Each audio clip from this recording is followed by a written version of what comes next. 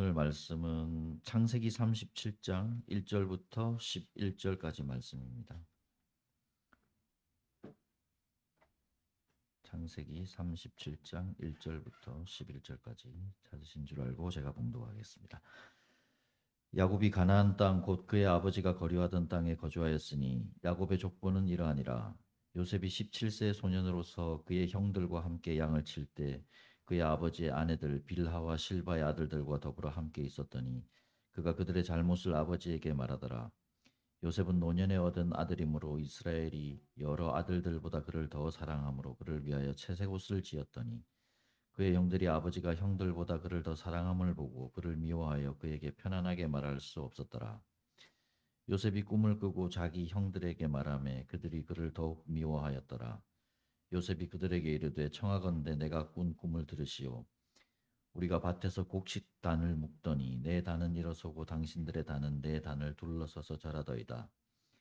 그의 형들이 그에게 이르되 내가 참으로 우리의 왕이 되겠느냐 참으로 우리를 다스리게 되겠느냐 하고 그의 꿈과 그의 말로 말미암아 그를 더욱 미워하더니 요셉이 다시 꿈을 꾸고 그의 형들에게 말하여 이르되 내가 또 꿈을 꾼즉 해와 달과 열한 별이 내게 절하더이다 하니라. 그가 그의 꿈을 아버지와 형들에게 말하매 아버지가 그를 꾸짖고 그에게 이르되 내가 꾼 꿈이 무엇이냐 나와 내 어머니와 내 형들이 참으로 가서 땅에 엎드려 내게 절하겠느냐. 그의 형들은 시기하되 그의 아버지는 그 말을 간직해 두었더라. 아멘.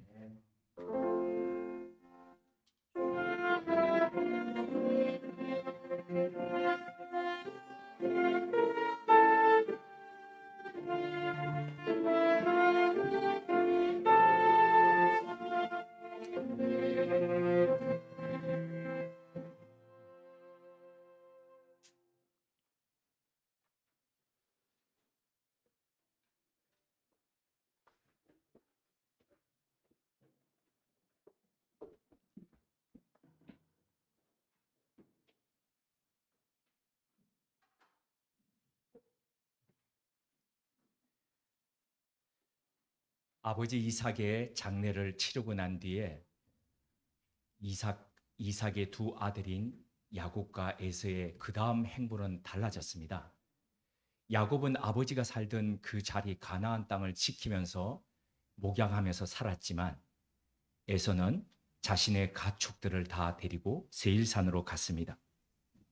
표면적인 이유는 유산으로 받았던 그 가축을 비롯해서 기존에 가지고 있던 가축들이 너무 많아서 두 형제가 함께 같은 목초지를 공유하고 살기에는 그 목초지가 부족했기 때문이라고 이야기하고 있습니다. 하지만 내면적인 이유를 보면은 좀 다릅니다. 장자의 권리를 팥죽이라고 번역된, 우리말로는 그렇게 번역된 렌탈콩, 다른 말로 하면 렌즈콩이라고 하는 그 콩을 가지고 만들었던 스프 한 그릇에 자신의 장자권을 그냥 팔아버렸을 정도로 장자권이라고 하는 이런 부분들을 전혀 무겁게 여길 줄 몰랐던, 가벼이 여겼던 그 에서의 형태가 자신의 윗대 선조였던 아브라함에게 주셨던 그 약속의 땅, 그리고 그 약속을 받으면서 살았던 이삭 할아버지, 그리고 아버지가 이 약속을 따라서 또 살았던 그 땅의 소중함과 중요성을 인식치 못했기 때문입니다. 그 결과 에서는 자신이 본래 거주했던 세일산으로 되돌아갔습니다. 세일산은 사해의 남쪽에 남단에 위치해 있는데 동쪽에서부터 남쪽으로 이렇게 길게 뻗어 있는 고원지대입니다. 1094m이고 대부분 산지로 구성되어 있고 구름으로 형성되어 있습니다.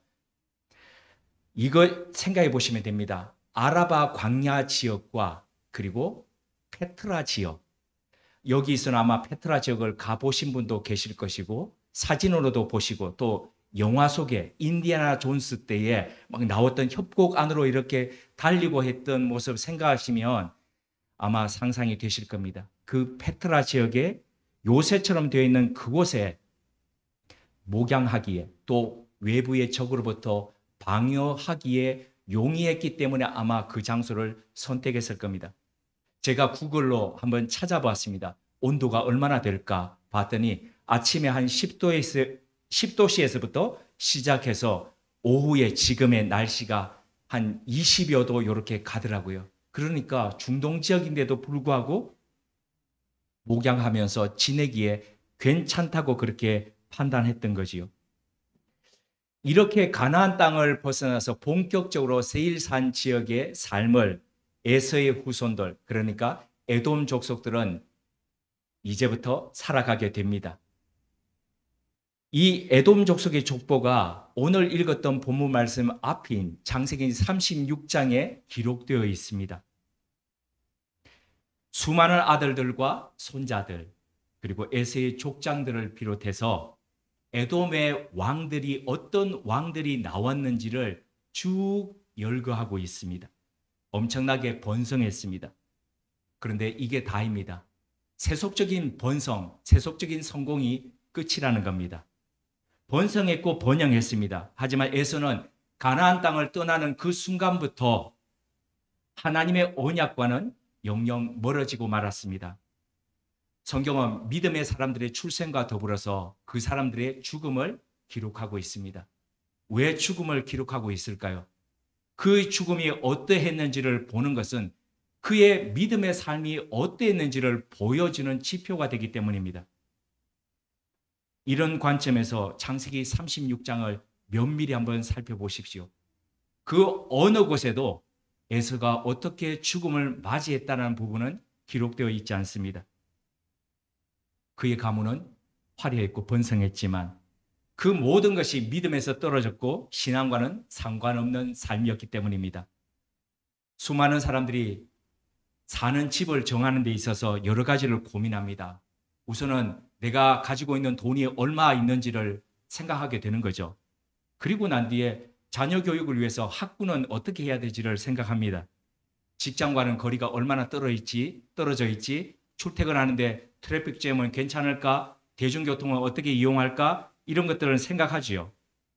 그리고 그 이후에 또 무엇보다도 이후 집값은 얼마나 또 오를 수 있는 지역일까, 이런 것도 다 생각합니다. 그래서 괜찮다 싶으면은 조금 무리해서라도 은행 대출을 받아 그 집을 구입해서 이사하기도 합니다. 대부분의 사람들이 이렇습니다. 여기 있는 우리도 아마 예외는 아닐 겁니다. 그런데 우리 정직하게 한번 우리 자신의 지금까지의 선택을 한번 되돌아봤으면 좋겠습니다. 주거에 있어서 이 모든 것들을 우리 다 고려하면서 이 집이, 옮길 집이 나와 내 가족의 신앙을 성장하는 데 있어서 얼마나 도움이 될까, 우리 이거 한번 생각해 보신 적 있으십니까?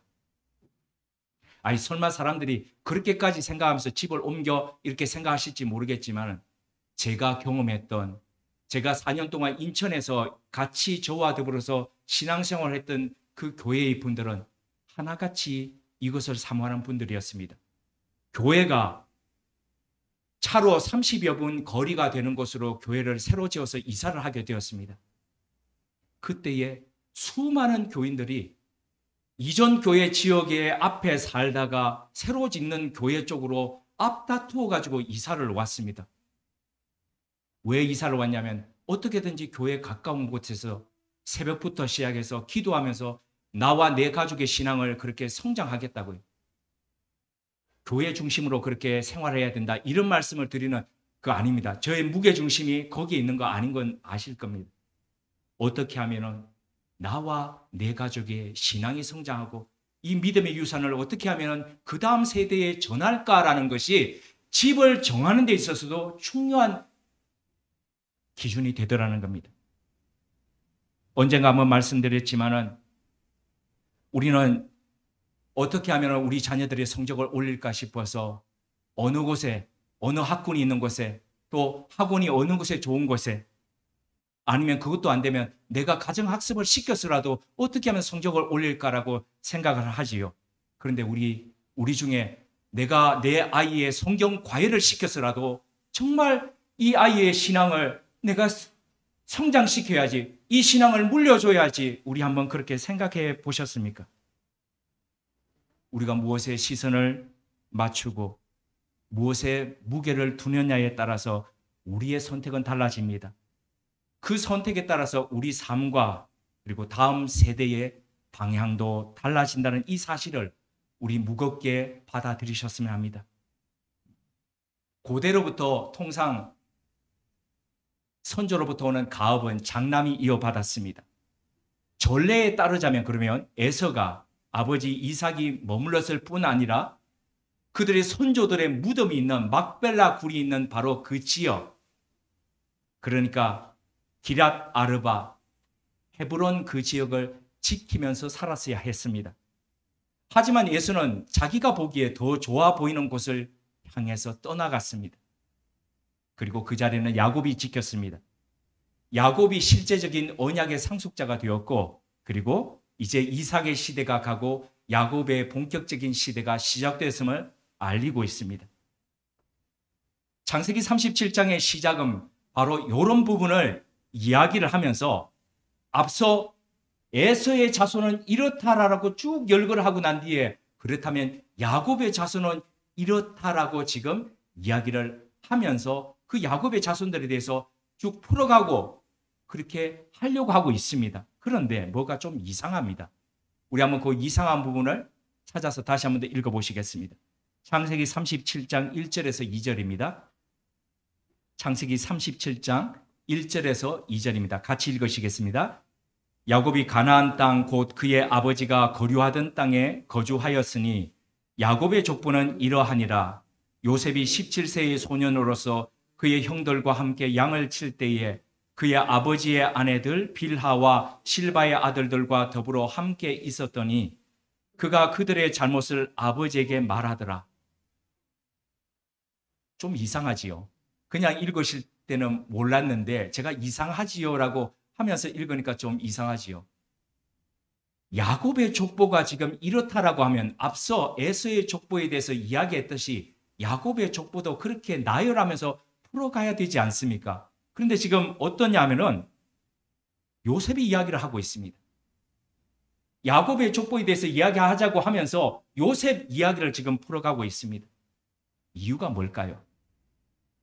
야곱의 실제적인 장남 역할, 그러니까 아버지를 계승해서 가는 그 역할을 이제 요셉이 하게 될 것이라고 지금 그 이야기를 하고 있는 겁니다. 뿐만 아니라 신앙 안에서 실제적인 계보는 누가 어떤 사람이 족장이 나고 어떤 사람이 왕이 나고 하는 그런 것들을 이야기하는 것이 아니라 얼마나 믿음으로 하나님의 마음을 품고 그 시대를 살아갔는지, 그 시대 속에서 어떤 믿음의 사람으로 서갔는지 그 이야기가 바로 실제적인 자손의 이야기다는 그 이야기를 지금 해주고 있는 겁니다. 요셉의 이야기는 야곱 자손의 계보에 있어서 매우 중요하다는 바로 이 부분을 우리가 염두에 두면서 창세기 50장까지 이제 마지막까지 쭉 누구의 이야기가 펼쳐지냐면 바로 이 요셉의 이야기가 펼쳐집니다. 이 요셉의 이야기를 뭐 요런 다음에 아웃라인을 생각하면서 한번 우리 새겨봤으면 좋겠습니다. 요셉이 살던 장소는 이제 앞으로 가나안 땅에서 이집트로 바뀌어가게 됩니다. 이렇게 장소가 사는 곳이 바뀌어져 가면서 그의 입었던 옷이 상징적으로 바뀌어가게 됩니다. 최초 요셉은 채색 옷을 입었습니다. 그러다가 그 옷이 벗겨져서 맨몸이 되어서 노예로 팔려가게 됩니다. 그리고 보디발 집에서 이집트에 가서 노예의 옷을 입습니다. 그러다가 쓸만하다, 잘하다 싶어서 그 주인이 그에게 청지기의 옷을, 그러니까 관리자의 옷을 입힙니다. 그런데 그 옷이 어느 날 그 주인의 부인이자 그리고 여주인의 그 손에 의해서 잡혀서 찢겨집니다. 그 이후에 그는 죄수의 옷을 입고 3년간 지하 감옥 속에서 갇혀 살게 됩니다. 그 이후에 3년이 지나고 난 뒤에 그는 총리의 옷을 입고 살아가게 됩니다. 이것이 바로 요셉의 이야기가 옷으로 볼 때의 전개입니다. 변화무쌍한 삶입니다. 사람을 보면은 사람이 어떤 옷을 입느냐에 따라서 사람이 달라지는데 우리는 어떤 옷을 입느냐에 따라서 신분을 표시한다 그러지만 사실은 옷을 어떻게 입느냐가 그 사람의 내면적인 부분들이 드러나거든요. 예전에 영화 동막골이라는 영화가 있었지 않습니까? 거기에 보면 이 사람들이 서로 싸우다가 나중에 화해하고 또 같은 편이 돼가지고 합니다. 면밀히 보시면은 그들이 입는 옷이 달라집니다. 공산당의 옷을 입고 국군의 옷을 입다가 그 다음에 옷이 변화가 돼가는 것들을 보면서 어떻게 마음이 합쳐져 가는지가 바로 거기에 나오거든요. 요셉의 삶이 그렇습니다. 굉장히 떨어지는 것이 엄청나고 저공비에 깔려서 가는 것이 오랜 세월이었습니다. 그런데 이런 요셉의 삶은 보지 않고 대단한 성공을 거둔 요셉을 보면서 많은 부모님들이, 그것도 신앙이 좋은 부모님들이 이렇게 기도하시는 것을 저는 종종 보았습니다. 하나님, 우리의 자녀들이 요셉과 같이 되게 하여 주시옵소서. 네, 저는 생각을 했습니다. 과연 그분들이 창세기 37장만 제대로 읽으신다 하더라도 저런 기도를 하실 수 있을까? 아니면 알매도 불구하고 하나님, 내 아들이 떨어져도 괜찮습니다. 곤두박질 쳐도 괜찮습니다. 오해를 받고 그냥 감옥에 가도 괜찮습니다. 끝내는 승리하는 하나님의 사람이 되게 해주십시오. 이런 믿음을 갖고 그렇게 기도하시나? 하여튼 생각이 많았습니다. 창세기 37장 한번 보시겠습니다. 여기에 요셉이 이집트로 끌려가기 전 시절을 모두 6단계로 구분하고 있습니다. 첫 번째 단계는 1절에서 4절에 17살의 요셉에 대해서 보여줍니다. 두 번째는 5절에서 11절인데 요셉의 꿈에 대해서 이야기합니다. 그리고 세 번째 12절에서 17절인데 요셉이 목양하던 형들을 찾아가는 이야기를 하고 있습니다. 그리고 네 번째 18절에서 24절인데 요셉이 구덩이에 갇혀 있습니다. 그리고 다섯 번째 25절에서 30절인데 요셉이 노예로 팔려갑니다. 그리고 마지막 여섯 번째 31절에서 36절인데 10아들들이 아버지 야곱을 찾아가서 거짓말로 요셉이 죽었다고 하는 이야기로 마칩니다. 어떻습니까? 이런 이야기를 알매도 불구하고 우리가 이런 대담한 기도를 드릴 수 있겠습니까? 이런 아웃라인들을 우리 생각하면서 요셉의 이야기를 통해서 오늘 우리에게 주시는 메시지에 귀 기울이고자 합니다. 창세기 37장의 요셉의 이야기는 외형적으로 두 가지 형태로 요셉을 묘사합니다. 하나는 요셉이 형제들의 잘못을 아버지에게 고자질하는 것이고, 두 번째로는 아버지가 요셉에게 여러 아들들과 다르게 채색 옷을 지어 입히는 것으로 나오고 있습니다. 17살의 이 요셉은 참 미숙했습니다. 그리고 아버지 야곱도 참 서툴렀습니다. 이 두 가지가 함께 합쳐져서 요셉과 그의 형제들 사이를 점점점 이렇게 갈라놓게 되었습니다. 한편으로는 자신들의 잘못을 덜 추워서 아버지께 고자질하는, 그래서 아버지로부터 더 꾸중듣고 미움받게 하는 이런 요셉이 형들은 너무 싫었을 겁니다. 그런데다가 아버지는 갈수록 더더욱 요셉만 사랑합니다. 이런 상황들이 그의 형제들을 분노케 했습니다. 그러고 보면 저 아버지는 굉장히 훌륭한 아버지인데 저 뒤에 있는 아버지 말입니다. 아기 안고 있는 아버지는 훌륭한 아버지인데 이 성경 속에 있는 이 야곱이라는 아버지는 정말 꽝이었습니다. 자녀 교육의 원리를 완전히 다 무시했습니다. 자녀들이 아버지를 속였다, 우리 이렇게 보지 말고요, 이렇게 한번 거꾸로 봤으면 좋겠습니다. 자녀들이 아버지를 속일 수밖에 없도록 아버지가 자녀들을 그렇게 대했다는 건요. 무슨 잘못을 하고 어려움이 있을 때에 자녀들이 아버지에게 진솔하게 내어놓고, 아버지 죄송합니다, 제가 이랬습니다, 꾸중받을 것은 꾸중받고 아버지의 도움을 받아야 해결할 부분은 그렇게 도움받아서 해결하면 되지요. 어려움이 있을 때, 잘못했을 때에 그렇게 자녀가 아버지에게 다가갈 수 있도록, 아버지와 상의할 수 있도록 그렇게 하는 문화를 있더라면 결코 이 아들들이 아버지를 속이면서 그렇게 가지는 않았지 않을까요? 자녀들이 할 수 있는 해결 방법은 오로지 아버지를 속여서 하는 이것밖에 없었다고 그렇게 생각했으니까 아버지를 계속 속이면서 그렇게 갔던 것이죠. 그뿐 아니라 자녀들을 드러내놓고 편애하는 이 부분. 그래서 이렇게 함으로써 요셉에게 채색 옷을 입혔죠. 우리말로 채색 옷이라고 되어 있는 이 부분은요, 실은 본래는 채색 옷이 아니었습니다. 아닌데 이것이 불가타라고 하는 라틴어 성경으로 바뀌어가면서 채색 옷이라는 이름으로 이렇게 번역이 돼서 그 다음에 영어로 우리말로 다 채색 옷으로. 채색 옷, 그러니까 우리는 색동저고리 생각나지 않습니까? 본래는 그런 뜻이 아니고 긴 옷, 긴 소매 옷, 아랫단이 긴 옷, 이런 표현이었거든요. 그런데 고대 시대에 일을 하면서 살아가야 되는 사회 속에서 옷단이 긴 옷은 노동자의 옷, 일꾼의 옷이 아닙니다. 어떤 사람의 옷입니까? 이 옷은 관리자의 옷입니다. 그러니까 이 아버지가 지금 막내나 다름없는 11번째 아들인 요셉에게 관리자의 옷을 입혔다는 것은 형들을 제외하고 바로 이 11번째인 요셉을 후계자로 생각하고 있었다는 그런 인상을 충분히 주고도 남을 만한 그런 일이었거든요. 그런 입장에서 보면 이 형들이 싫어하고 그리고 미워할 수 있는 것은 바로 충분한 토대가 되었다고 할 수 있습니다. 자, 그렇지 않아도 어머니들과 여러 어머니들과 그리고 형제의 구성이 한 사람이 올바른 사람으로 자라기에는 별로 좋지 않은 그런 환경이었습니다. 그런데 아버지마저 대놓고 자식들을 지금 편애하고 있습니다. 이런 속에서 한 사람이 올곧게 자랄 수 있겠습니까? 그렇지 않다는 거죠. 오히려 자란다면 그게 더 이상하지 않겠습니까?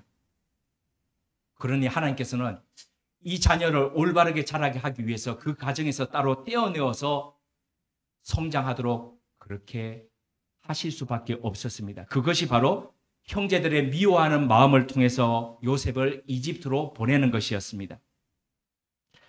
야곱이 그 부모를 떠나서 밧담 아람으로 가게 될 때에 이 부분에서도 말씀드렸지만은 부모들에게서는 사랑이라는 이름으로 이상한 신념을 가지고 있습니다. 내가 자녀들에게 모든 것들을 다 챙겨주면 자녀는 더 잘 될 것이라는 이상한 신념 말입니다.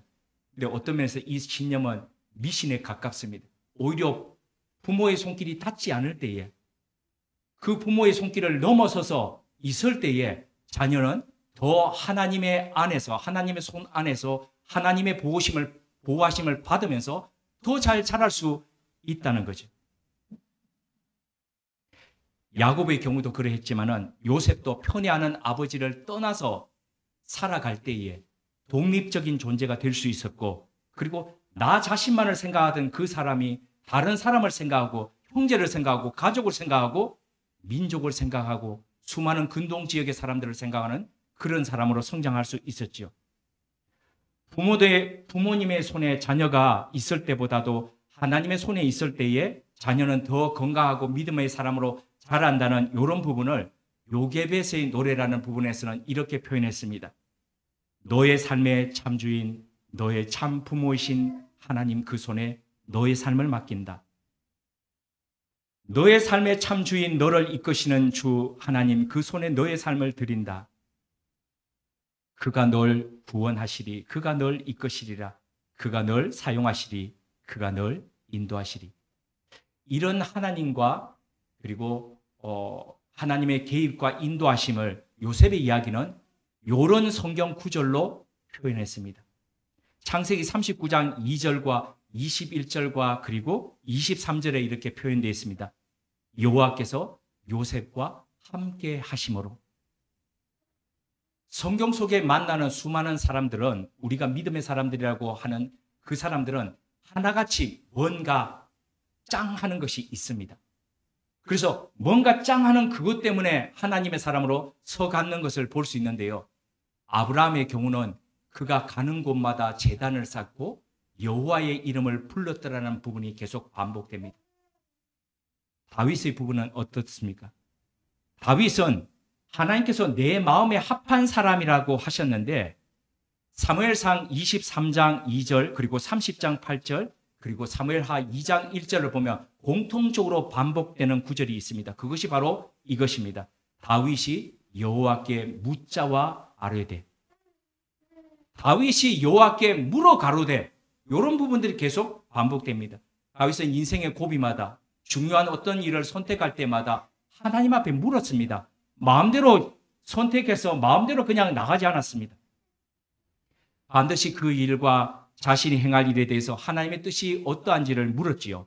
바로 이런 태도가 다윗으로 하여금 하나님의 마음에 합당한 사람으로 세울 수 있었다는 겁니다. 다윗에게 하나님을 향한 이 물음이 있었다면 요셉에게는 바로 여호와께서 요셉과 함께 하심으로 바로 이 구절이 바로 이것이 요셉 되게 했다는 겁니다. 한마디로 하나님과의 동행이었습니다. 그렇다면 우리는 하나님과의 관계 속에서 우리가 말할 수 있는 어떠한 한 구절이 있습니까? 어떠한 한 포인트가 있습니까? 무엇이 하나님과의 관계 속에서 우리를 믿음의 사람으로 세우고 있고 그리고 우리의 삶을 하나님의 믿음 안에서 승리하도록 견인하고 있습니까? 요셉의 이야기에서 빼놓을 수 없는 것이 꿈 이야기입니다. 요셉의 본격적인 이야기 또한 그가 꾸었던 두 개의 꿈으로 시작을 합니다. 부모 형제의 곡식단이 요셉의 단에게 절을 하죠. 그리고 또 해와 달과 형제의 별들이 요셉의 별에게 절을 합니다. 자, 보시면은 매우 흥미로운 것이 두 가지가 있습니다. 요셉의 꿈에서. 첫 번째가 요셉의 꿈은 모두 쌍으로 등장한다는 겁니다. 그죠? 지금 곡식단의 꿈과 그리고 별들의 요 꿈이 쌍으로 등장했습니다. 그가 지하 감옥에 갇혀 있을 때에 술 맡은 관원장의 3일 되는 그 꿈과 빵 맡은 관원장의 3일 되는 꿈이 쌍으로 나왔습니다. 나중에 바로의 꿈에 등장하는 그 꿈, 7 잘 익은 곡식의 단과 그리고 메마른 곡식의 단, 그것과 7마리의 살찐 소와 7마리의 앙상한 소, 이것이 쌍을 이루어갑니다. 쌍을 이룬다는 이 말은 어떤 뜻이었을까요? 그것은 바로 하나님께서 그 일을 하시기로 작정하셨고 그리고 이루실 것이라는 예언이었습니다. 요셉의 꿈에서 또 하나 흥미로운 사실이 있습니다.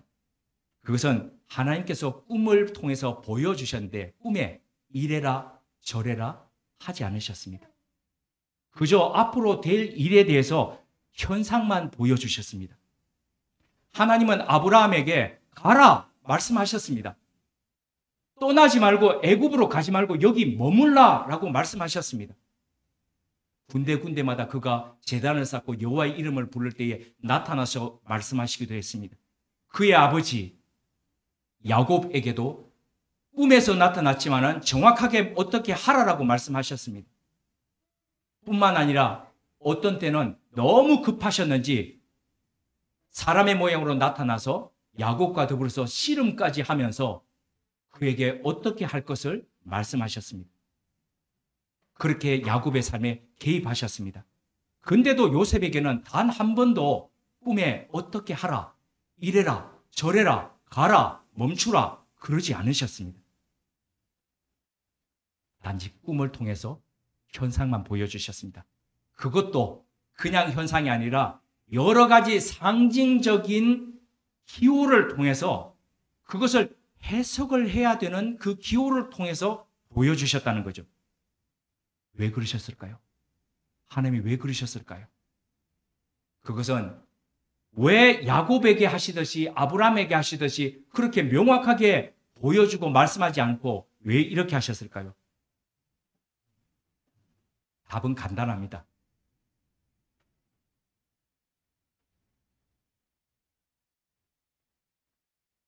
알아들을 만한 귀가 있었고 해석할 수 있었기 때문입니다. 답 간단하죠. 답 간단합니다. 그의 할아버지 그리고 그의 아버지는 말로 해서 그냥 보여줘서는 안 되기 때문에 직접 나타나서 말씀하시고 천사들을 보내가지고 끄집어내시고 이렇게 해서 하나님께서 그들의 삶을 견인해 가셨지만은 요셉은 상징적인 기호만 보여주더라도 그가 해석하고 하나님의 뜻을 분간하고 따라갈 수 있는 그런 준비가 되어 있었기 때문입니다. 물론 처음은 미성숙했습니다.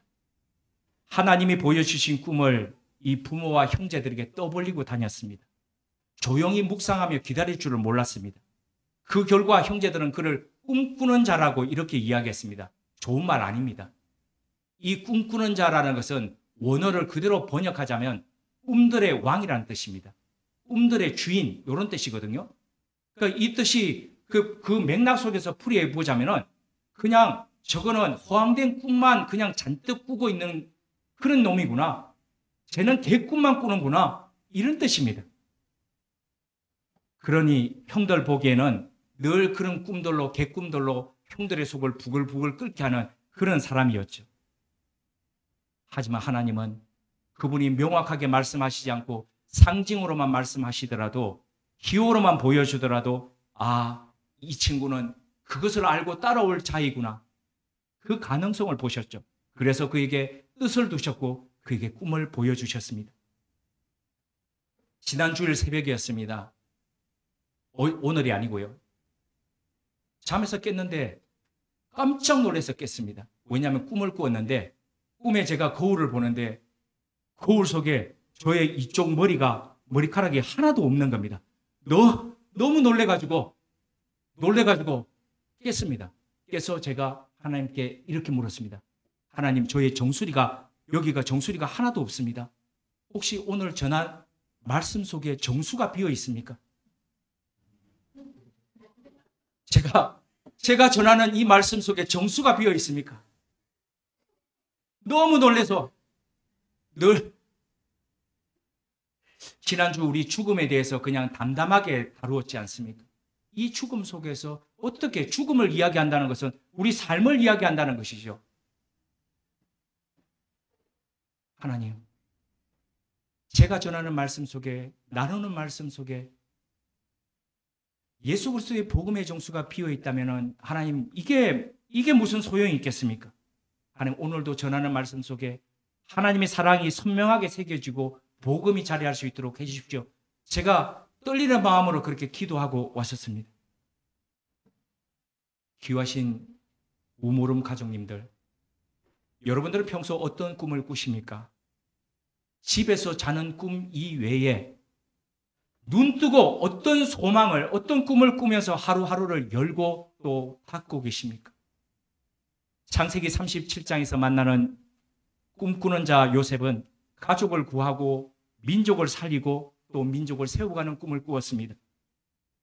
물론 그가 형제들보다도 나아지고 싶다는 그의 개인적인 욕망이 발현되었지만 그 욕망이 정말 형제들을 섬기고 가족들을 섬기는 그 꿈으로 승화해 가기까지 그의 속에 있던 여러 가지 불필요한 불순물들이 빠져나가는 그런 13년의 기간은 거쳤어야 했습니다. 그의 삶의 이야기는 꿈꾸는 17살부터 성경은 기록하고 있습니다.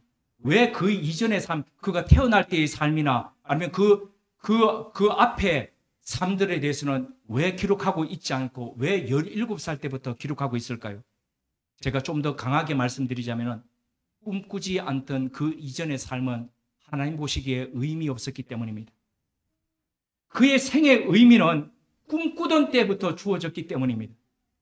마찬가지로 우리의 삶도 꿈꾸기 시작할 때부터 우리의 삶의 의미가 시작됩니다. 가끔 이름난 강사들 중에서 저는 그 사람들을 보면서 저를 뜨끔뜨끔하게 자주 적용하면서 나도 그렇나라고 생각을 하는데 저 말쟁이들 하는 사람들이 있습니다. 말로 먹고 사는 사람들. 그 사람들이 이런 얘기들 합니다. 젊은이들에게 꿈꾸라고 희망 고문하지 마십시오. 제가 맥락을 이해하지 못하는 거 아닙니다. 하지만 그분들에게 되묻고 싶습니다. 꿈꾸지 않는다면 우리 삶의 의미를 어디서 도대체 찾아야 합니까? 아침 첫 시간에 학생들이 9시에 오기 위해서 5시 반에 6시에 차를 타고 학교로 옵니다. 아침부터 또릿또릿한 눈으로 바쁜 걸음으로 와가지고 아침에 눈을 반짝반짝이면서 보는 학생들이 있습니다. 그런데 그 학생들은 저는 생각합니다. 저 아니더라도 열심히 들을 학생. 근데 한 학기 내내 가도록 볼펜 한 자루, 종이 A4 한 장 없이 학교로 오는 친구들이 있습니다. 늘 변함없이 와서 제일 뒷자리 가가지고 엎드려가지고 자는 친구 있습니다. 제가 매 주마다 매 시간마다 그 친구들한테 이럽니다. 잘했다, 잘했다, 훌륭하다 그럽니다. 이중적인 거 아닙니다. 진짜 훌륭하다. 어떻게 볼펜 한 자루도 없이 이렇게 매일마다 올 수 있다는 게 대단하다 그러는데 저는 제 속에 마음속에서 기도합니다. 하나님, 저 친구들 지금은 왜 여기 아침에 와야 되는지를 모르고 그냥 오고 있지만은 이 친구들의 마음속에 정말 뜨겁게 피곤하지만 일어설 수 있는 그 꿈을 주십시오.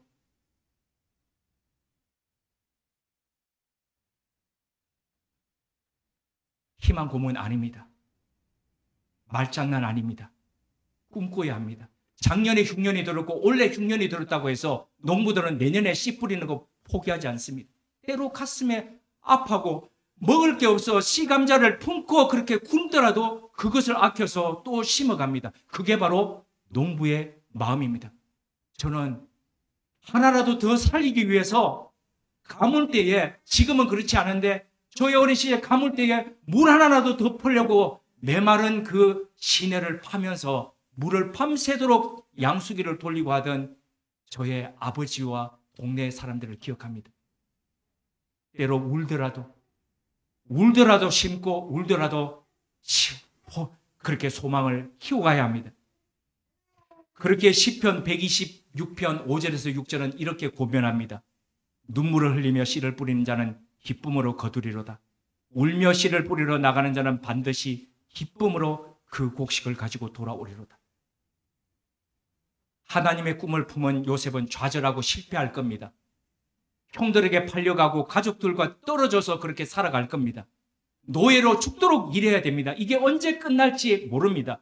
억울한 누명을 쓰고 감옥에 갇혀서 그렇게 생활했어야 합니다. 모든 소망이 끝난 것 같은 암흑기를 보내야 할 겁니다. 하지만 그 모든 것을 통해서 하나님은 그 꿈을, 그 속에 심어 놓으신 꿈을 키워 가실 겁니다. 동일하게 하나님께서는 우리 속에도 그렇게 해 가실 겁니다. 꿈꾸게 하실 겁니다. 제가 이 말씀 드리면 우리 중에는 이렇게 생각하실 분 계실지 모릅니다. 이 나이에 무슨 꿈을? 요엘서 2장 28절은 이렇게 말씀합니다. 그 후에 내가 내 영을 만민에게 부어주리니 너희 자녀들이 장래일을 말할 것이며 너희 늙은이는 꿈을 꾸며 너희 젊은이는 이상을 볼 것이며. 하나님의 영이 임하시면은 눈앞의 것에 고정되어 있어 점수 몇 점 더 받겠다고 하는 이 친구들이 그 훨씬 너머에 장래의 일을 말하게 될 거라는 겁니다. 오늘 한번 학원에서 아니면 오늘 반찬 뭐 나올 것인가에 관심 있는 그 친구들이 장래의 일을 말하게 될 것이라는 겁니다. 나이가 많아서 나는 이제 끝나서 그냥 곱게 있다가 그냥 가는 거지, 이렇게 생각하시는 분들이 꿈을 꾼다는 겁니다. 젊은이들이 현실 너머의 세계에, 그 너머에 있는 세계, 다가올 세계의 모습을 미리 바라본다는 겁니다. 비전입니다. 이것이 바로 다음 주일 우리가 지키게 될 오순절 강림, 성령 강림 주일에 임하셨던 그 성령님께서 오시면 하실 일입니다. 우리는 적당히 살다가, 적당히 좋게 살다가 갈 수 있습니다. 사람 좋고 남에게 피해 끼치지 않고 바르게 살다가 갈 수 있습니다. 웬만큼 좋은 학교 나와서 괜찮은 연봉 받아가면서 가정 일구다가 그렇게 갈 수 있습니다. 이것만 하더라도 평균 이상입니다. 하지만 하나님은 우리 안에 소망을 갖고 계십니다. 우리에게 주어진 그 삶의 터전을 안에서 하나님이 주신 꿈을 키워가면서 그 꿈을 믿음으로 성장시켜가면서 뿌리 내려가면서 가는 그 꿈을 우리에게 꾸고 계신다는 거죠. 하나님의 말씀은 적어도 믿음의 사람이라면 꿈꾸는 사람으로 살라고 하십니다. 성령님 안에서 하나님의 마음을 가슴에 품고 그 하나님의 소원을, 간절한 소원을 이루어드리기 위해서 오늘도 눈을 띄우면서, 오늘도 졸리는 비비는 그 눈을 띄우면서 새벽을 열어가는 사람들이 있다는 겁니다. 그런데 이런 삶 피곤합니다. 남들 알아주지 않습니다. 오해하고 실패합니다. 그리고 또 실패합니다. 뿐만 아니라 꿈이 우리를 괴롭힙니다. 꿈은 저기 있는데 분명히 이런 약속을 받았는데 그런데 그 열매가 나타나지 않습니다. 보이지 않습니다. 그러니까 그 꿈이 받았던 꿈은 있는데 이렇게 할 것이라는 게 있는데 괴롭습니다. 힘듭니다. 언제 이 일들이 이루어질 것인가?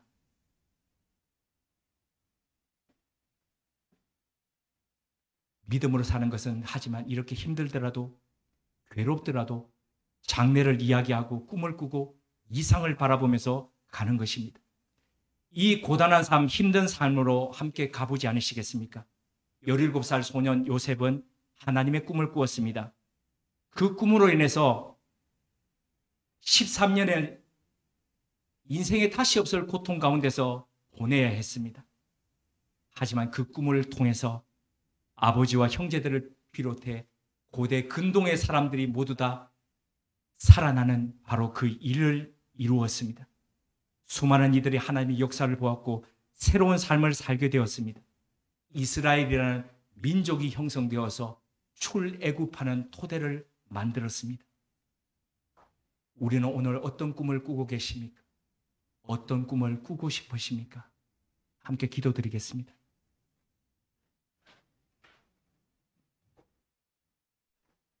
우리 오늘 눈물로 한 알의 씨앗을 심는다. 꿈꿀 수 없어 무너진 가슴에 저들의 푸른 꿈 다시 돋아나도록 우리 함께 땀 흘려 소망의 길을 만든다. 내일로 가는 길을 찾지 못했던 저들 노래하며 달려갈 그 길. 그날에 우리 보리라. 새벽 이슬 같은 저들 일어나 뜨거운 가슴 사랑의 손으로 이 땅 치유하며 행진할 때 오래 황폐하였던 이 땅 어디서나 순결한 꽃들 피어나고 푸른 의의 나무가 가득한 세상 우리 함께 보리라. 하나님, 우리 눈이 피곤해 감길 때 우리에게 꿈을 주십시오. 그 꿈을 바라보며 다시 눈을 뜨겠습니다. 하나님, 우리 몸이 힘없이 쓰러질 때 우리에게 소망을 주십시오. 그 소망 간직하고 다시 힘껏 뛰겠습니다. 비록 고달프라도 하나님의 영이신 성령님과 더불어 꿈꾸며 가겠습니다. 그리하여 다시 눈을 뜨고 다시 뛰는 우리로 인해 수많은 사람들이 하나님을 의지하게 하옵소서. 이 땅에 잠시 머물다 가는 우리 삶을 통해서 누군가가 힘을 얻고 생명이신 하나님을 만나게 하옵소서. 예수님의 이름으로 기도드립니다. 아멘.